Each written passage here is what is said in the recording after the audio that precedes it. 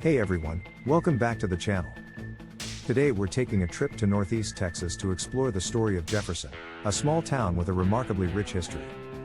In the 1800s, Jefferson was a booming river port, one of the most important in the entire state. Its story is one of steamboats, Civil War intrigue, grand hotels, and a proud heritage that still echoes through its streets today. Let's dive into the history of Jefferson, Texas. Long before Jefferson was founded, the area around Big Cypress Bayou was inhabited by Native American tribes, including the Caddo, who lived and traded across the forests and waterways of East Texas. By the early 1800s, settlers from the eastern United States were pushing westward into what was then Mexican territory, drawn by the promise of rich farmland and timber. Jefferson's real story began in 1841, when a massive log jam, known as the Great Red River Raft, backed up water all the way into the Big Cypress Bayou. This created deep, navigable channels stretching all the way to Jefferson, turning it into a surprise inland port about 40 miles from the Red River. Almost overnight, Jefferson became a natural docking point for steamboats coming from New Orleans and Shreveport. Goods like cotton, timber, and produce could be loaded and shipped straight to the Mississippi River and beyond. By the 1840s and 1850s, Jefferson was booming. It quickly became the second largest port in Texas, after only Galveston. At its height, more than 200 steamboats docked here each year. Merchants and riverboat captains grew wealthy, and Jefferson built up a bustling downtown with hotels, saloons, general stores, and warehouses. The streets were alive with travelers, traders, and immigrants, many of them coming from the South and Midwest. It was sometimes called the Gateway to Texas, since so many pioneers passed through Jefferson on their way to settle the state. The Civil War brought even more activity. Jefferson, like much of East Texas, was strongly Confederate. The port became a key supply line, with steamboats bringing in goods past Union blockades through complicated inland routes. The town was also a hotbed for Confederate sympathizers and secret meetings. When the war ended in 1865, Jefferson saw brief occupation by Union troops, but it quickly returned to being a major commercial center during Reconstruction. But Jefferson's golden age didn't last forever. Two big events changed everything. First, in the early 1870s, the U.S. Army Corps of Engineers finally cleared the centuries-old log jam in the Red River. That lowered the water levels of Big Cypress Bayou by several feet, making it too shallow for large steamboats. Then came the rise of the railroads. When the major lines bypassed Jefferson in favor of places like Marshall and later Dallas, it sealed the town's fate as a river port. By the 1880s, steamboats were gone, and Jefferson's days as a bustling commercial hub were over. But while many towns might have faded completely, Jefferson didn't disappear. Instead, it became something of a time capsule.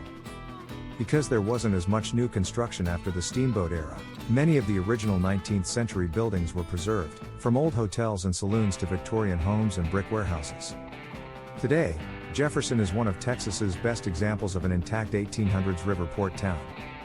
Jefferson also became known for its colorful characters and stories. One of the most famous visitors was Jay Gould, the railroad tycoon. Legend says that when local leaders refused to give his Missouri Pacific Railroad the land deal he wanted, Gould left town swearing that grass would grow in Jefferson's streets. Whether he said it or not, the town did decline, though never completely. There are also countless ghost stories. Jefferson claims to be one of the most haunted towns in Texas. The historic Jefferson Hotel and the Excelsior House are both said to have resident spirits, along with many old homes along the brick streets. In the 20th century, Jefferson found new life as a heritage tourism destination.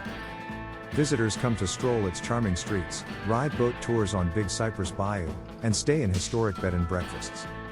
The town hosts festivals like the Jefferson Candlelight Tour of Homes at Christmas, and Civil War reenactments that draw history buffs from all over. One of Jefferson's proudest landmarks is the Excelsior House Hotel, which has been welcoming guests since the 1850s. Famous names like Ulysses S. Grant, Oscar Wilde, and Lady Bird Johnson have all stayed there. The Jefferson Carnegie Library, built in 1907, is another jewel. Funded by industrialist Andrew Carnegie, it's one of the few Carnegie libraries still in continuous operation in Texas. And of course there's Jefferson's Historic District, with more than 70 historic landmarks listed on the National Register of Historic Places. Walking through town feels a bit like stepping back into the era of steamboats and lantern-lit streets. Today, Jefferson is home to about 2,000 residents, but it hosts tens of thousands of visitors each year. People come for the architecture, antique shops, ghost tours, and the peaceful beauty of the bayou that once made Jefferson a bustling port. It's a place that still proudly celebrates its past, where the legacy of the steamboat era lives on in festivals, historic markers, and the stories that local guides love to share. So from a sleepy bend in the bayou, transformed by a giant log jam into one of Texas's busiest ports, to a preserved gem of 19th century architecture and small-town charm, Jefferson's story is one of dramatic rise, gentle decline, and lasting heritage. It stands as a reminder of how quickly fortunes can change, and how history has a way of leaving behind beautiful traces that we can still explore today. Thanks for watching, everyone.